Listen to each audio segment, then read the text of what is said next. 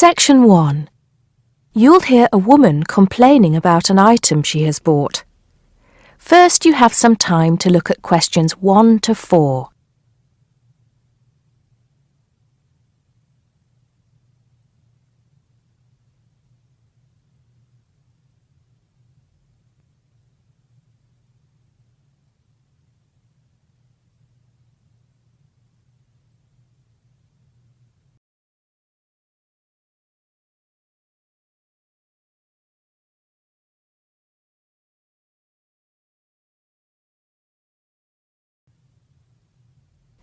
Listen carefully and answer questions 1 to 4.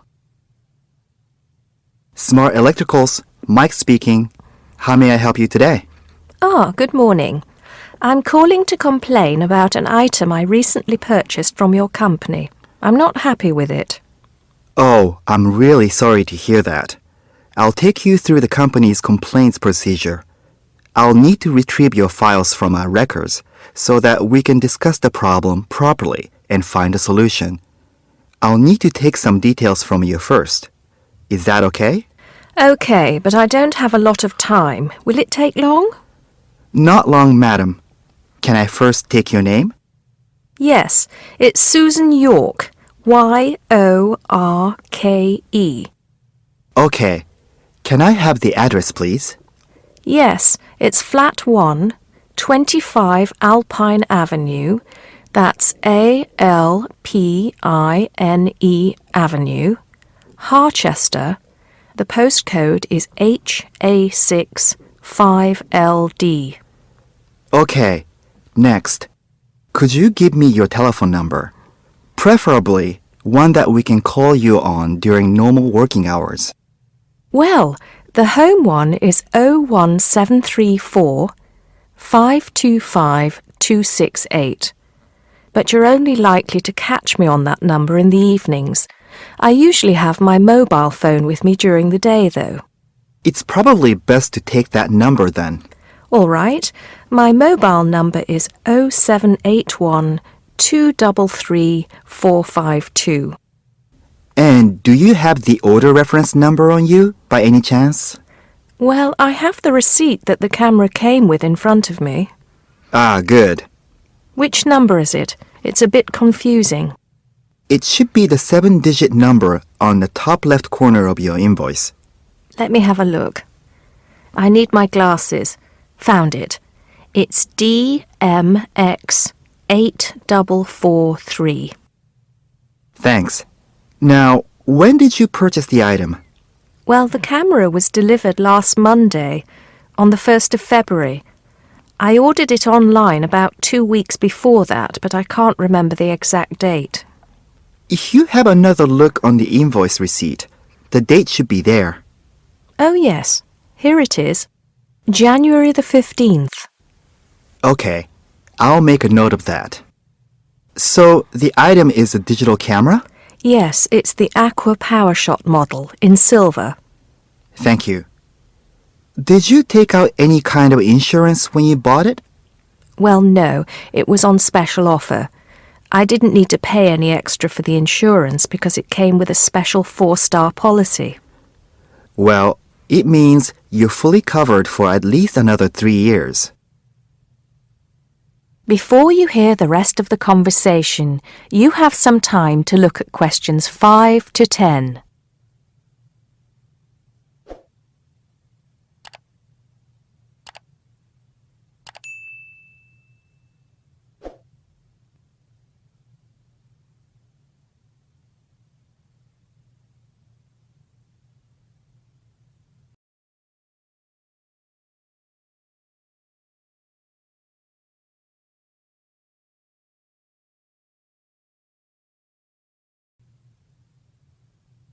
Now listen and answer questions 5 to 10.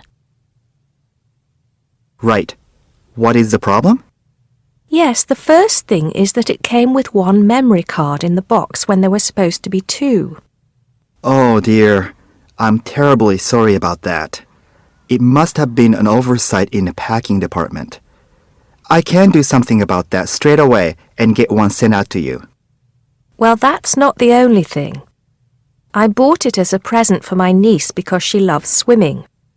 It said on the website that it was waterproof, but when she took it on holiday and tried to use it underwater, it got ruined because water got into the lens. You can imagine how disappointed my niece was. I certainly can. Were those the only problems? No, there was one other thing. It came with a case to protect it. When I opened the box to take the case out, I saw that it had a big scratch on it. We're really sorry about that. I can offer to have the camera repaired for you. In the event that it can't be repaired, we'll send you a replacement. I don't think so. Seeing as it was faulty in the first place, I wouldn't want another one. I think I'd rather have my money back. Can I get a refund? Yes, of course. If you send it back to customer services, I'll make sure it's dealt with. Thank you very much. That is the end of section 1. You now have half a minute to check your answers.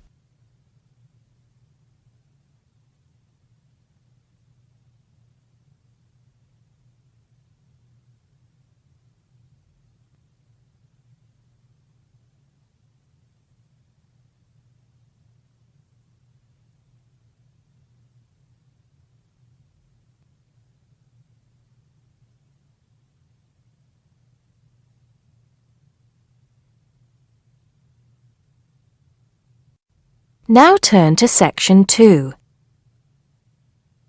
Section 2. You'll hear a tour guide talking to a group of visitors about Bestley Castle. First, you have some time to look at questions 11 to 15.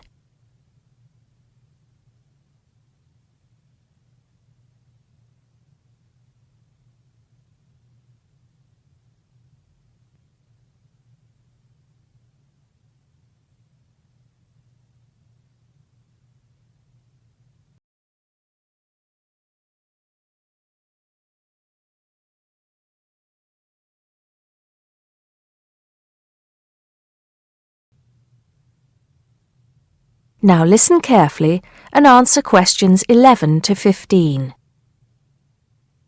Welcome to Bestley Castle.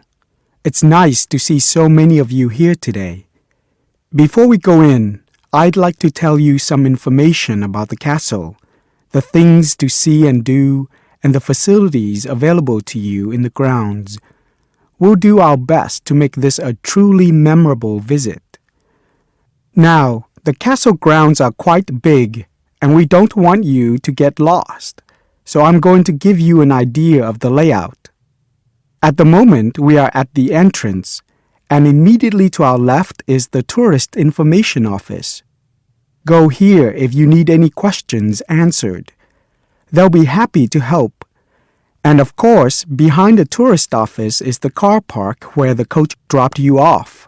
And it'll also pick you up from the same spot at 5 p.m. today. In front of us are the water gardens. If you stroll through, you get to the North Bridge, which is the entrance to Bestley Castle. Take your time and enjoy looking around the castle. There is a lot of history steeped in those walls. As you leave the castle via the South Bridge, you'll be greeted with the sight of roaming deer. During the day, there will be scheduled feeding opportunities where visitors can get involved. However, we do request that you do not feed the deer outside these times. To the right of the deer park is the Castle Museum, and behind that is our award-winning restaurant. It's a relatively new addition to the castle grounds, but is fast gaining a reputation for its food. Alternatively, you can choose to dine in the picnic area on the other side of the deer park. It's perfect for the family as it's next to the kids' play area and homemade ice cream hut. We hope that on your way out, you'll pop into the gift shop by the exit for something to remember us by. Before you hear the rest of the talk, you have some time to look at questions 16 to 20.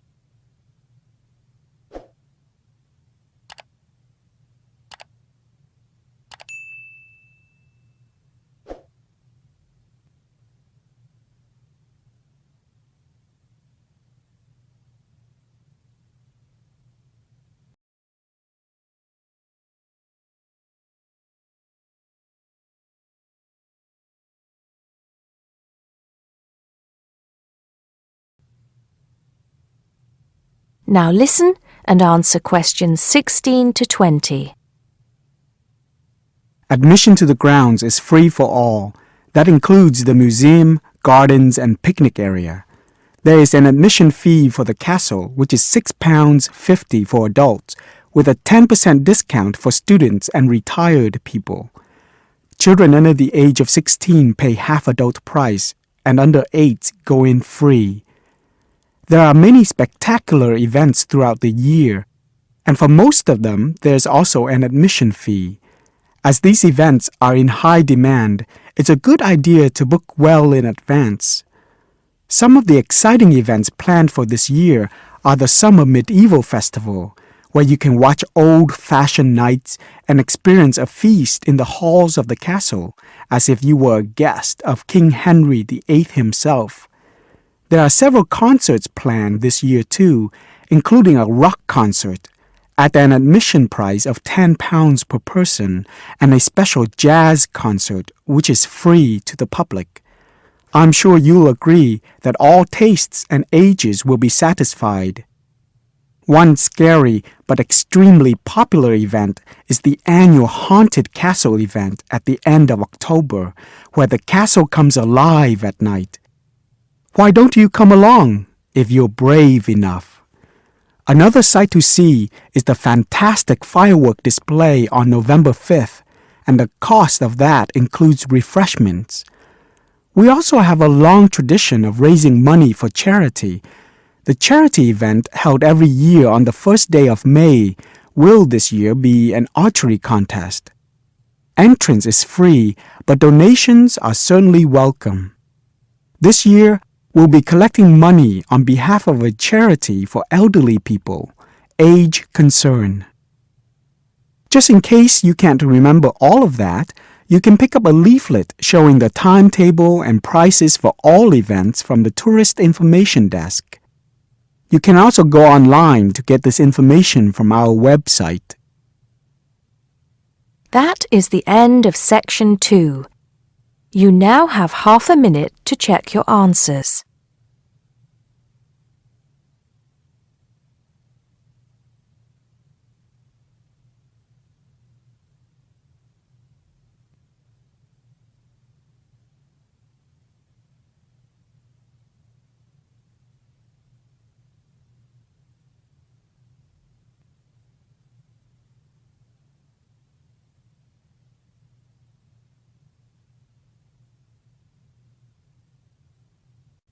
Now turn to Section 3.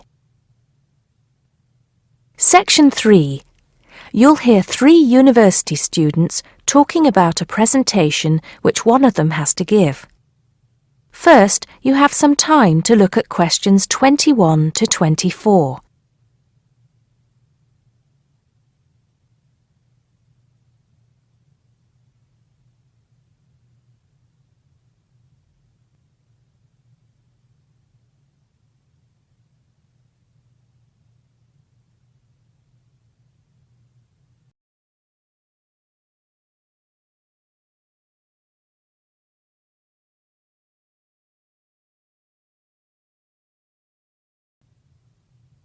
Now listen carefully and answer questions 21 to 24. Hi, Joe. Hi, Isabel. Hi, Paul. Oh, hi, Paul. I've heard you've been stressing out about your presentation on art. I am. Are you still going to talk about the different types of art? Yes. Well, I was planning to, but there's so much stuff on the subject that I'm finding it difficult to put it all into one short presentation. Huh? I usually have the opposite problem. There's nothing worse than going blank, forgetting your words in front of a group of people. Well, the problem is that I don't know how to organize what I want to say in the presentation. Well, you know everything there is to know about the subject. It's just a question of selecting what you want to talk about. Well, there's a lot to discuss about the different periods in art. That's a good way to start. Then you can bring in how specific types of art were popular in each period. Yes, like how sculpture was popular in the classical period and paintings were popular in the Renaissance period. and how now a wide variety of media are used to create modern art. As long as you keep it concise, because it's a large area, there are so many periods and movements in art, and you don't want to just list them one by one. I agree.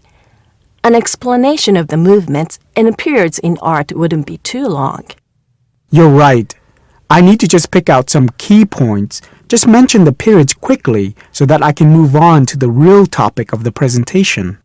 Yes, the variety of art, like sculpture, paintings, installations. I have an idea. Why don't you prepare a timeline to show to the class? That would be a nice visual, and it would focus your ideas so you don't get too sidetracked. Great idea. It would certainly cut down on time. Right then, where are we? You'll begin with a very short introduction to the historical periods of art. Then, you'll talk about popular types of art within these periods. That's sorted. Maybe you could also mention some key works of art in each period, like the Venus de Milo statue or the Scream by Edvard Munch, and give some interesting facts on them. That's not a bad idea, because it does give people a frame of reference when I talk about specific kinds of art. After giving a historical context, I should really talk about different forms of art, shouldn't I? Yes, you should. After that, you can conclude with a question on what is considered to be art. Now, that would be really interesting. Yes, comparing the traditional views of art with modern views. Exactly. I think I'll have a collection of pictures, including famous pieces of art from classic to modern, projected on the wall, like the Mona Lisa, and some pop art, and ask people whether they think it's art or not. Before you hear the rest of the conversation, you have some time to look at questions 25 to 30.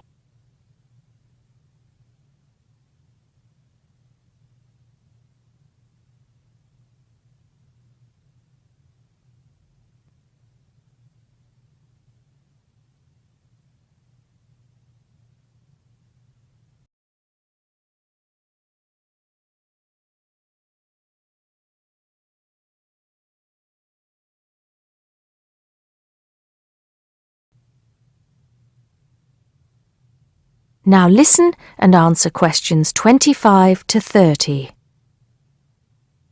Showing some famous works and asking people what art is would certainly lead to discussion in the room. People's appreciation of art is so subjective, and it comes down to taste. That's what I'm hoping for.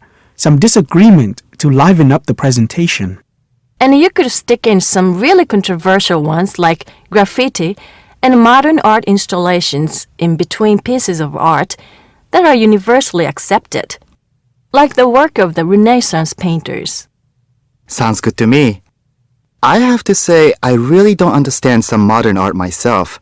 There was one recently that was just a pile of rubbish. It doesn't require much skill to create, does it? And what does it mean? There's no point to it.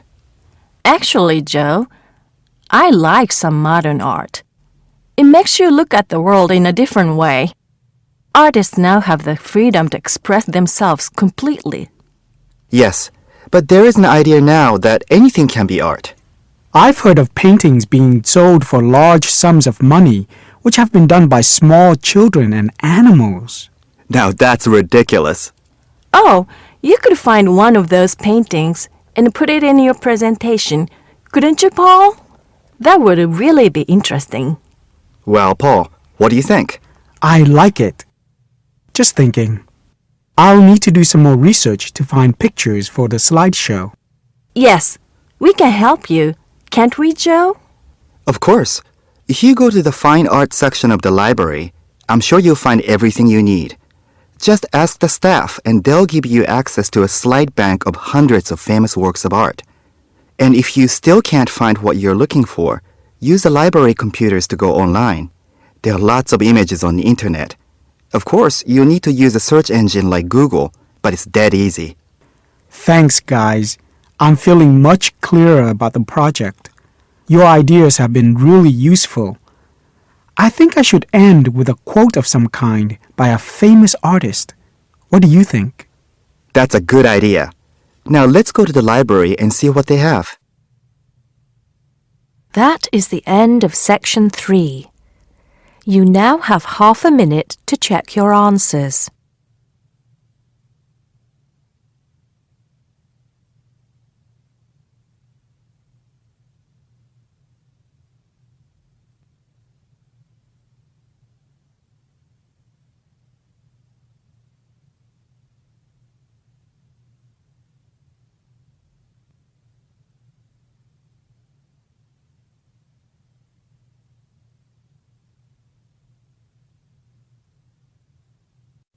Now turn to section 4. Section 4. You'll hear a lecturer talking to students about languages. First, you have some time to look at questions 31 to 36.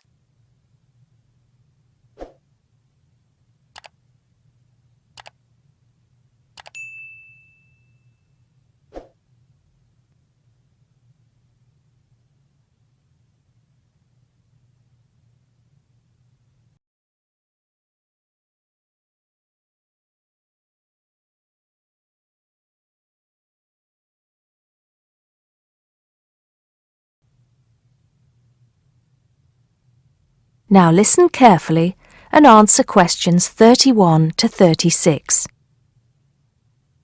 Good afternoon, everybody. Today, in the first lecture on anthropology, we're going to look at languages and how they are disappearing fast and what effect that's having on people and the world as a whole.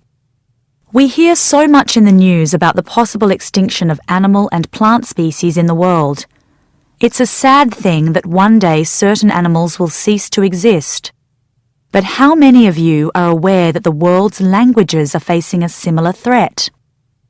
Believe it or not, there are currently more than 6,000 languages spoken in the world today, but experts believe that by the end of this century, this number will be reduced to half. And as each language dies, the culture and specialized knowledge of a community dies with it. The unique knowledge of the environment, local wildlife, plants, animals, and ecosystems, not to mention the cultural traditions of the people themselves, will become lost forever. In essence, each language is not just spoken or written words strung together. Language has the power to hold the entire history of a people. Approximately one language dies every 2 weeks. This is an unprecedented situation. Never before in history has there been this rate of rapid decline. Most human languages are spoken by relatively very few people.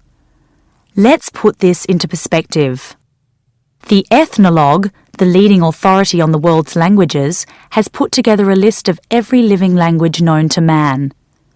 There are over 6,500, of which 6,000 have available population figures. Now, 109 million people speak just 10 of these languages, and they are the major languages of the world. At the opposite end of the scale, there are minority languages which are only spoken by a few people, and that's what this chart is illustrating. The number of languages is represented on the vertical axis, and the total number of languages that make up this group is an astounding 1,619. For each of these smaller language groups, the population range of speakers goes from 1 to 999. Even more incredible is the fact that out of these small languages, over 200 of them have a speaker population ranging from just 1 to 9. Imagine only 9 people speaking your language in the whole world, or even only 1 or 2 people. Now, let's think geographically. In total, there are 516 languages that are nearly extinct, where only a few members of the older generation survive. When they die, the language will die with them, lost forever. The majority of nearly extinct languages come from the Pacific and the Americas, making up 74%, followed by Asia at 15%. Europe has the smallest percentage of languages that are nearly extinct, only 2%. Before you hear the rest of the talk, you have some time to look at questions 37 to 40.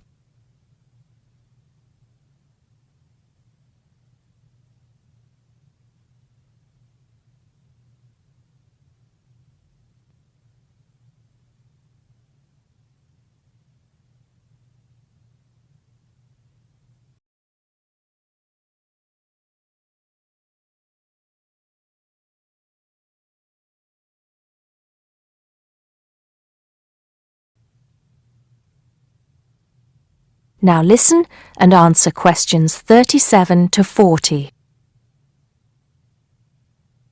Entire languages which have survived for centuries are disappearing as we speak. But why is this happening now? There are several reasons for a language's demise. Globalization has made the world smaller, and technology has made it easier for people separated by vast distances to communicate in a common language, which further ensures the growth in economic status for such communities. Minority languages have given way to the main languages of global communication, like English. On a social level, speakers may feel the minority language to be old-fashioned and behind the times. Maybe even speakers are slightly embarrassed to speak the language of their forefathers, identifying more with an international language that brings with it improved economic status. Now, some do argue that a reduction in the number of world languages is inevitable, and anything to ease communication between nations is a good thing, and granted, there is a point to be made there, but what are the long-term implications of this? Consider this. Language, in both spoken and written form, is the vehicle for oral traditions to be passed down through generations. When a language becomes extinct, this link is broken and these oral traditions are lost. This has enormous implications for the identity of a community. We can't stop the changes that are happening in the world, but we can try to keep languages alive through language maintenance programs and by documenting languages before they disappear, so they can be studied and maybe even resurrected in the future. It's also important to remember that many people who speak threatened languages can neither read nor write. Helping them become literate goes a long way towards protecting the language. Preserving a language is not easy, but there have been exceptional cases where languages have been brought back to life. In Ireland, Irish Gaelic, once a dying language, through national determination is now spoken by 13% of the country's population. We'll go into what happened there in more detail in my second lecture. That is the end of section 4. You now have half a minute to check your answers.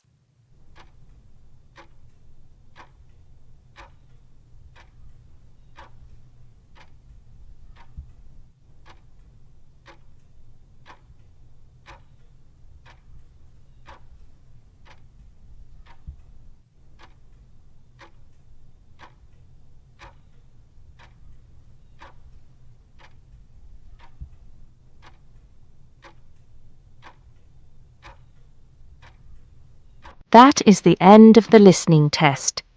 You now have 10 minutes to transfer your answers to the listening answer sheet.